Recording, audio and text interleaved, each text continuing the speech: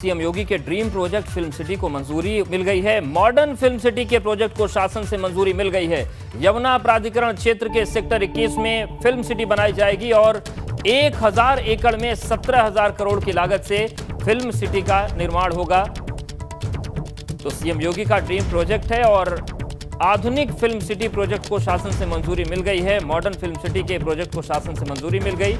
यमुना प्राधिकरण क्षेत्र के सेक्टर 21 में फिल्म सिटी बनाई जाएगी और 1000 एकड़ में 17,000 करोड़ की लागत से इस आधुनिक फिल्म सिटी का निर्माण किया जाएगा। इसको लेकर कुछ बड़ी बैठकें भी हो चुकी हैं। जो मुंबई के बड़े निर्माता निर्देशक हैं उनको भी लखनऊ बुलाकर मुख्यमंत्री ने बात की थी और 17,000 करोड़ की लागत से यह अत्याधुनिक फिल्म सिटी बनाई जाएगी। मुख्यमंत्री भी इस संबंध में मुंबई गए थे। 23 तारीख से फिल्म सिटी के लिए अनुमोदन किया जा सकेगा और 8 दिसंबर को ऑनलाइन प्री बिड खोली जाएगी। देखिए, इसका जो डॉक्यूमेंट है कल ही राज्य सरकार से शासनादेश जारी हुआ है। तो इसका बिड डॉक्यूमेंट और कंसेशन एग्रीमेंट की अनुमोदन प्राप्त हो गया माननीय मुख्यमंत्री जी से और हम लोग इसकी बिड आज जारी कर रहे हैं। कल समाचार पत्रों में आ जाएगी। 23 तारीख से ये यमुना प्राधिकरण की वेबसाइट और NIC की वेबसाइट पर रहेगी। 8 दिसंबर को इसकी प्री बिड होगी। कुल 1000 एकड़ में ये बनाई जा रही है और 10,000 करोड़ की ये परियोजना है जो कि 3 चरणों में बनेगी। 2022 से 24, 25 से 27 और 27 से 29 में बनाई जाएगी। तो 23 नवंबर से आवेदन शुरू हो जाएंगे। शासन को फिल्म सिटी के प्रोजेक्ट को मंजूरी मिल गई है और अब इसके निर्माण में तेजी लानी है। ऐसे में अब वो काम शुरू होगा। तो 1000 एकड़ में ये फिल्म सिटी बनाई जानी है। 8 दिसंबर को ऑनलाइन प्री बिड खोली जाएगी। जेवर इंटरनेशनल एयरपोर्ट से 4 किलोमीटर की दूरी पर फिल्म सिटी बनाई जा रही है और 3 चरणों में निर्माण होगा। पहले चरण को 2024 तक पूरा किया जाएगा। वहीं 2029 में फिल्म सिटी बनकर पूरी तैयार हो जाएगी। लाखों लोगों को रोजगार मिलेगा। स्थानीय युवाओं को अभिनय का मौका मिलेगा और खासतौर से उत्तर प्रदेश की जो फिल्मी हस्तियां हैं उन्हें एक नया मौका मिलेगा। रविंद्र जयंत हमारे साथ जुड़ गए। रविंद्र, जिस तरीके से ये फिल्म सिटी प्रोजेक्ट को मंजूरी मिली है तो ये इस क्षेत्र के लिए दोहरा तोहफा है। एक तरफ इंटरनेशनल एयरपोर्ट बन रहा है, दूसरी तरफ फिल्म सिटी बन रही है। स्थानीय लोगों को, युवाओं को, प्रतिभाओं को बड़े मौके मिलेंगे। जी अवधेश, बताना चाहूंगा जिस तरह से ये एक बड़ा प्रोजेक्ट है, मुख्यमंत्री का ड्रीम प्रोजेक्ट फिल्म सिटी, इसको लेकर जो शासन से आज मंजूरी मिल गई है और ये जो है 3 चरणों में इसको जो है बनाया जाएगा और जो पहला चरण है 2024 तक कंप्लीट होगा और टोटल जो फिल्म सिटी है 2029 तक ये फिल्म सिटी बनकर तैयार हो जाएगी। बिल्कुल रविंद्र, जो ये 3 चरण है, क्या ये इसमें विस्तार से बताया गया है कि पहले चरण में क्या काम होगा, दूसरे चरण में क्या काम होगा, तीसरे में क्या काम होगा? जी, पहले चरण में जो फिल्म सिटी का जो मतलब जो मेन फिल्म सिटी है वहाँ पर बनकर जो तैयार हो जाएगी। दूसरे चरण में जो वहाँ पर एम्यूजमेंट पार्क है और भी चीजें हैं, जो हॉस्पिटलिटी है और चीजें हैं, वो भी बनकर दूसरे चरण में तैयार होंगी। और जो 2029 तक जो वहाँ पर जो अत्याधुनिक तरीके से वहाँ पर जैसे कार्टून हो या हर तरह की जो फिल्म ऑडियो हो या वीडियो, किसी हर तरह की जो वहाँ पर जो फिल्म सिटी के लिए यहाँ बनाई जाएंगी। जो देश विदेश के जो तकनीकी है उसको देखते हुए जो है यहाँ पर फिल्म सिटी अत्याधुनिक तरीके से यहाँ पर बनाई जाएगी। क्योंकि इसको लेकर 23 तारीख को जो है मतलब जो बिड है उसकी जो डाल दी जाएगी और जो भी जो आवेदक होंगे वो उसमें अप्लाई कर सकेंगे और 8 दिसंबर को जो ऑनलाइन बिड यहाँ पर जो है खोली जाएगी, जो प्री बिडिंग होगी, प्री बिड जो डाली जाएगी। और बता दें कि जो फिल्म सिटी है ये 1000 एकड़ में यहाँ पर बनाई जा रही है और तकरीबन 17,000 करोड़ की लागत से इसको जो है बनाया जाएगा। जो यहाँ पर फिल्म सिटी और प्रत्यक्ष रूप से लाखों लोगों को यहाँ पर रोजगार दिया जाएगा। और जिस तरह से बिल्कुल शुक्रिया रविंद्र आपका जानकारी और अपडेट्स को देने के लिए। तो एक बड़ा फैसला हुआ है और 3 चरणों में फिल्म सिटी का निर्माण होगा।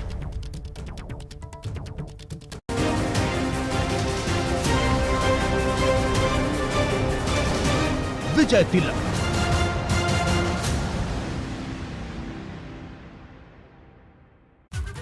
किसान आंदोलन को लेकर तकरार जारी है। राकेश टिकैत ने ट्विटर पर पोस्टर जारी किया है और पोस्टर के जरिए टिकैत ने सरकार पर हमला बोला।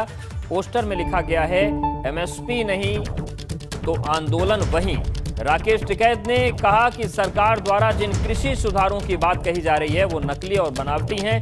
इन सुधारों से किसानों की बदहाली रुकने वाली नहीं है। कृषि व किसान के लिए न्यूनतम समर्थन मूल्य को कानून बनाना सबसे बड़ा सुधार होगा। तो किसान आंदोलन को लेकर राकेश टिकैत ने अपनी मंशा जाहिर कर दी है और साफ तौर से लिखा है कि एमएसपी नहीं तो आंदोलन वही, यानी कि अभी भी राकेश टिकैत इस बात पर अड़े हैं कि आंदोलन जारी रहेगा, आंदोलन चलता रहेगा। और ट्विटर पर उन्होंने एक पोस्टर जारी किया है और ये वार अभी छिड़ा हुआ है क्योंकि सरकार ने अपील की है, प्रधानमंत्री ने अपील की है कि जो भी किसान है वो लौट जाएं क्योंकि तीनों कृषि कानून वापस लिए जा रहे हैं। और उत्तर प्रदेश में जो सियासत है वो चरम पर है। बीपी गंगा पर एआईएमआईएम चीफ ओवैसी ने कहा कि सीए एनआरसी को भी सरकार को वापस लेना चाहिए। कृषि कानून की तरह सीए एनआरसी को वापस सरकार ले। ओवैसी ने कहा कि ये दोनों जो नियम कानून है ये असंवैधानिक है। अगर कृषि कानून वापस लाए तो देश में फिर बड़ा आंदोलन होगा। यूपी चुनाव को लेकर एबीपी गंगा पर ओवैसी ने कहा कि कुछ और दलों के साथ बातचीत चल रही है, हमने तय कर लिया है कि 100 सीटों पर चुनाव लड़ेंगे। सुनते हैं क्या कुछ कहा। उत्तर भारत में ठंड ने भले ही दस्तक दे दी हो, लेकिन यूपी में सियासी पारे में लगातार गर्माहट है, लगातार सियासी रैलियां हो रही हैं। असदुद्दीन ओवैसी बाराबंकी में शोषित वंचित सम्मेलन करने के लिए लखनऊ पहुंचे। ओवैसी साहब, सियासी पारा यूपी में चढ़ा हुआ, आप लगातार रैलियां भी कर रहे हैं, पर आपके सहयोगी राजभर तो चले गए। देखिए, लोग आते हैं जाते हैं, वो शायर का शेर है ना, मैं अकेला ही चला था जानिब मंजिल, लोग आते गए कारवां बनता गया। तो 5 साल पहले जो हमारा पोजीशन था, आज उससे बेहतर हम स्ट्रांग पोजीशन में हैं और हमारे प्रदेश अध्यक्ष ने इस बात का फैसला लिया कि हम 100 विधानसभा की सीट पर इलेक्शन लड़ने की तैयारी कर रहे हैं। तो अपनी तैयारी करेंगे, इलेक्शन लड़ेंगे, अच्छा परफॉर्मेंस होगा इंशाअल्लाह ताला, पहले से बहुत अच्छा होगा। अखिलेश यादव कह रहे हैं कि जब से लाल और पीले साथ आए हैं, दिल्ली में बैठे लोगों के अंदर ये लग रहा है कि अरे ये क्या हो गया यूपी में। आपको भी कहीं ना कहीं वो टारगेट पे रख रहे हैं। 2017 में यूपी को इन 2 लड़कों का साथ पसंद है, हाँ। फिर 2019 में आपने हाथी पर बैठा था और क्या नतीजा निकला। तो आप तो हर एक्सपेरिमेंट कर चुके हैं। तो आप किस बुनियाद पर उत्तर प्रदेश के मुसलमानों से कह रहे हैं कि 75% उत्तर प्रदेश के मुसलमानों ने 2019 में आपको वोट दिया। फिर आप सिर्फ 15 सीट लोकसभा सीट आप क्यों जीत पाए? कौन जिम्मेदार है इसका? आपके परिवार के 3 लोग हार गए। तो अब ये रंग की बात कर रहे हैं, इनका हर चुनाव में अलग रंग होता है। एक सवाल, आपने कहा कि कांग्रेस के साथ नहीं जाएंगे, बीजेपी के साथ नहीं जाएंगे, तो क्या बसपा या आरएलडी के साथ जा सकते हैं? बात हो सकती है, ऐसी कोई संभावना है? कि मैं अभी इस पोजीशन में नहीं हूँ कि इनसे होगा इनसे नहीं होगा। जिस किसी से होगा, अगर म्यूचुअल उनको फ़ायदा होगा, हमको भी होगा तो होगा, मगर चुनाव लड़ना तो हमारी पार्टी का तय है। हम इससे पीछे नहीं हटने वाले हैं, हम आगे बढ़ेंगे और पहले से ज़्यादा हम मजबूत हैं। और मुझे यकीन है कि जहाँ से हम लड़ेंगे वहाँ के वोटर एमआईएम पार्टी कैंडिडेट्स को हज़ारों नहीं बल्कि लाखों की तादाद में वोट देकर। राजभर के साथ आप रहे, उनको आपको क्या लग रहा है, उनके साथ रहेंगे अखिलेश यादव के साथ? ऐसा तो नहीं होगा तो पलट जाएंगे जैसे आपको छोड़ के चले गए? मैं उनके बारे में नहीं बोल सकता, वो खुद अपने बारे में बताएंगे, वो उनसे पूछ लीजिए आप। तो एएमयू के छात्र कह रहे हैं कि सीए एनआरसी भी वापस होना चाहिए, मुस्लिम धर्मगुरु यहाँ कह रहे हैं। देखिए, जब आप अपनी गलती को मानते हैं तो ये भी तो गलती है आपकी। CAA का कानून जो आपने रिलीजन की बुनियाद पर बनाया, जो आर्टिकल फंडामेंटल राइट है इक्वालिटी का, उसके कंप्लीटली खिलाफ है, इक्वालिटी के खिलाफ है। तो आपको वापस लेना चाहिए। आपकी क्या मांग है, उसको वापस लेना चाहिए? हाँ, बिल्कुल लेना चाहिए वापस। फिर लोग प्रोटेस्ट पे बैठेंगे? नहीं, देखिए, अगर आप इसके रूल्स बनाएंगे तो प्रोटेस्ट होगा पूरे देश में, मगर ये अनकॉन्स्टिट्यूशनल है, राइट टू इक्वालिटी के खिलाफ है। और अफगानिस्तान में जो तालिबान की आमद हुई है, हम तो पार्लियामेंट में बोले थे आप ये कानून गलत बना रहे हैं, अफगानिस्तान में जो हमारे भारत के चाहने वाले हैं उनको आप धोखा दे रहे हैं, वो सही साबित हुआ। तो ये आपने सुना, क्या कहना है असदुद्दीन ओवैसी का। साफ तौर पर कह रहे हैं कि 100 सीटों पर वो चुनाव लड़ेंगे, चाहे कोई साथ हो चाहे ना हो, और आने वाले समय में किसके साथ गठबंधन करना ये म्यूचुअल अंडरस्टैंडिंग पर, म्यूचुअल चीज़ों पर तय होगा। कृषि कानून बिल को लेकर साफ तौर पर कह रहे हैं कि सीए एनआरसी को भी इसी तरीके से वापस लेना सरकार को चाहिए। कैमरा मैन हसन साथ अनवर शुक्ला, बीपी गंगा, लखनऊ। और बड़ी खबर बाराबंकी से है। ओवैसी की जनसभा में आपस में ही कार्यकर्ता भिड़ गए। कार्यक्रम स्थल पर आपस में ही कार्यकर्ता लड़ने लगे। मंच पर बैठने को लेकर कार्यकर्ताओं के 2 गुट भिड़ गए और पुलिस ने किस तरीके से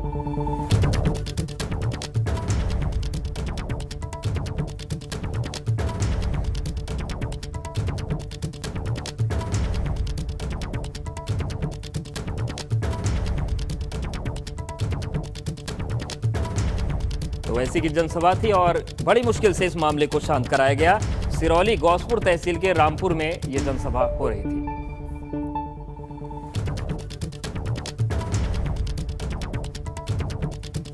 तो वैसी की जनसभा थी। इससे पहले कुछ तस्वीरें और भी आ चुकी हैं और ये सियासी दलों के लिए एक बड़ी चुनौती है, क्योंकि कार्यकर्ताओं की अगर अनुशासनहीनता सामने आई तो फिर जो पूरा मिशन है वो हाशिए पर जा सकता है। लेकिन ये चुनौती सपा के सामने भी बनी हुई है। और अब बात करते हैं लखनऊ की। पीएम मोदी से सीएम योगी मिले हैं। राजभवन में प्रधानमंत्री से मुख्यमंत्री ने मुलाकात की और मुलाकात के बाद एक तस्वीर ट्वीट की गई है जो काफी वायरल हो रही है, उसकी चर्चा हो रही है। तस्वीर के साथ सीएम ने नए भारत बनाने की बात कही है। मुख्यमंत्री योगी आदित्यनाथ ने उस तस्वीर को ट्वीट किया है और लिखा है कि हम निकल पड़े हैं प्रण करके, अपना तन मन अर्पण करके, सिद्ध है एक सूर्य उगाना है, अंबर से ऊंचा जाना है, एक भारत नया बनाना है। और इस पर तमाम टिप्पणियां हो रही हैं। राजनीतिक पलटवार भी अखिलेश यादव की तरफ से इस तस्वीर पर आ चुका है। अखिलेश यादव ने लिखा है, कई बार राजनीति में संदेश देने के लिए कंधे पर हाथ रखकर चलना पड़ता है। तो देखिए मुख्यमंत्री का ट्वीट है। उन्होंने लिखा कि हम निकल पड़े हैं प्रण करके, अपना तन मन अर्पण करके। ये वही तस्वीर है, उस तस्वीर के साथ उन्होंने ट्वीट किया है। और सिद्ध है एक सूर्य उगाना है और आगे लिखते हैं मुख्यमंत्री, अंबर से ऊंचा जाना है। लखनऊ के लोक भवन में विशेषज्ञ डॉक्टर्स को लेकर आज एक भव्य कार्यक्रम हुआ, जिसमें सीएम योगी ने शिरकत की और 310 विशेषज्ञ चिकित्सकों को नियुक्ति पत्र बांटे। आपको बता दें कि सीएम प्रदेश में पहली बार विशेषज्ञ चिकित्सकों की सीधी भर्ती हुई है। ये सभी एमएस और एमडी हैं जिनकी नियुक्ति जिला अस्पतालों में सीएचसी पर होने से वहां पर विशेषज्ञ चिकित्सकों की कमी दूर होगी और स्वास्थ्य सेवाएं पहले से बेहतर। शासन स्तर पर विभाग के इस नीतिगत निर्णय में व्यापक संशोधन किए गए और विशेषज्ञ चिकित्सकों की तैनाती की व्यवस्था पहली बार उत्तर प्रदेश चिकित्सा स्वास्थ्य विभाग के अंदर प्रारंभ हुआ है और जिसमें 1200 विशेषज्ञ चिकित्सकों की नियुक्ति उत्तर प्रदेश लोक सेवा आयोग ने समयबद्ध ढंग से आगे बढ़ाया है। मैं उत्तर प्रदेश लोक सेवा आयोग को 1200 से अधिक विशेषज्ञ चिकित्सक उपलब्ध कराने के लिए हृदय से धन्यवाद देता हूं और आप 310 विशेषज्ञ चिकित्सकों को आज नियुक्ति पत्र प्राप्त हो रहा है। मैं इसके लिए हृदय से आप सभी को बधाई देता हूं, आपका अभिनंदन करता हूं। बस्ती से भाजपा सांसद हरीश द्विवेदी के खेलों को लेकर उनकी पहल इन दिनों चर्चा का विषय बनी है। दरअसल हरीश द्विवेदी ने बस्ती में देश के पहले सांसद खेल महाकुंभ का आयोजन किया, जिसका गवाह यहां का शहीद सत्यवान सिंह स्टेडियम बना। इस खेल महाकुंभ के लिए 12,000 खिलाड़ियों ने रजिस्ट्रेशन कराया था और कुल 46,000 दूसरे खिलाड़ियों ने हिस्सा लिया, जिसमें कई गाँव के खिलाड़ियों ने अच्छा प्रदर्शन किया। और अब सेलेक्टर्स टीम ऐसे खिलाड़ियों को चुनाव कर उन्हें राष्ट्रीय स्तर पर खेलने का मौका देगी। राष्ट्रीय वॉलीबॉल खिलाड़ी आराधना त्रिपाठी का चयन खेलो इंडिया प्रतियोगिता में हुआ है और इस खेल महाकुंभ में 48 खिलाड़ियों को चयनित किया गया जो राष्ट्रीय स्तर पर खेलेंगे। बस्ती के सांसद हरीश द्विवेदी की ये पहल आज दूसरे सांसदों के लिए नजीर बन गई है। केंद्रीय गृह मंत्री अमित शाह खुद उनकी पहल की तारीफ कर चुके हैं। युवा को जोड़ने वाला खेल महाकुंभ भाई हरीश भाई हमारे प्रिय सांसद लेकर आगे बढ़े। मित्रों, मैंने सारे खिलाड़ियों को कहा कि हमारे देश के प्रधानमंत्री मोदी जी ने सभी सांसदों को खेल महाकुंभ करने के लिए कहा है। मैं भी एक सांसद हूं। बस्ती के सांसद कैसे देश भर के सांसदों के लिए एक रोल मॉडल बन के उभरे हैं, क्योंकि उन्होंने प्रधानमंत्री नरेंद्र मोदी के निर्देश पे सबसे पहले बस्ती में खेल महाकुंभ का आयोजन किया है। हमारे साथ बात करने के लिए सांसद हरीश द्विवेदी जी खुद मौजूद हैं। सांसद जी, आपने खेल महाकुंभ का सबसे पहले आयोजन किया है, ये देश के अन्य सांसदों के लिए एक रोल मॉडल के तौर पर पेश किया है आपने, क्या कहना है? देखिए, आदरणीय प्रधानमंत्री जी की प्रेरणा से मैंने बस्ती के खिलाड़ियों को और खेल को प्रोत्साहित करने के लिए, उनको प्लेटफॉर्म उपलब्ध कराने के लिए बस्ती में 13 नवंबर से 21 नवंबर तक सांसद खेल महाकुंभ का आयोजन किया, जिसमें कुल 21 प्रकार के खेल और 6 प्रकार के अन्य गतिविधियां चलाई गई हैं, जिसमें लगभग 45,000 लोग इस कार्यक्रम में भाग लिए हैं। आज उसका समापन है और पुरस्कार वितरण है। इस समापन समारोह में वर्चुअल माध्यम से हमारे देश के खेल मंत्री आदरणीय अनुराग ठाकुर जी और उत्तर प्रदेश के खेल मंत्री उपेंद्र तिवारी जी इसमें शामिल हो रहे हैं। धन्यवाद हमसे बात करने के लिए। यूपी विधानसभा चुनाव को लेकर आखिर कैसी सियासी बयार बह रही है, लोग क्या सोच रहे हैं, लोग किन बातों पर चर्चा कर रहे हैं, उनके मुद्दे क्या है, क्या चल रहा है, ये आपको हम बताते हैं। और रायबरेली लेकर चलते हैं, जहां पर पंकज सिंह ने सीधे लोगों से बात की।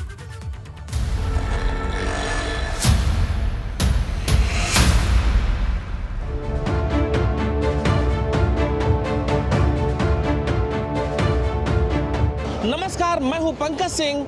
इस समय मौजूद हूं रायबरेली के सारस चौराहे के पास। वैसे तो सर्दी का मौसम आ चुका है, लेकिन सियासी गर्माहट के कारण सर्दी का बहुत असर पड़ता नहीं दिख रहा है। तभी तो लोग सुबह सुबह उठकर चाय की दुकानों पर बैठकर राजनीतिक चर्चाएं कर रहे हैं और सियासी पारे को बढ़ाने का भी काम कर रहे हैं। आइए चलते हैं, चाय की दुकान पर कुछ लोग बैठे हुए हैं, जानते हैं कि क्या चल रहा है। सर, क्या नाम है आपका? मैं त्रिलोचन सिंह छाबड़ा। क्या चल रहा है सर? इस समय चुनाव हैं, तुरंत ही होने वाले हैं, उसी पे सब लोग चर्चा कर रहे हैं आपस में कि किसकी सरकार बने, क्या अभी तक सरकारों ने काम किए हैं, उसी में तमाम तरह की चर्चा हम लोग आपस में कर रहे हैं। तो क्या लगता है किसकी सरकार बननी चाहिए?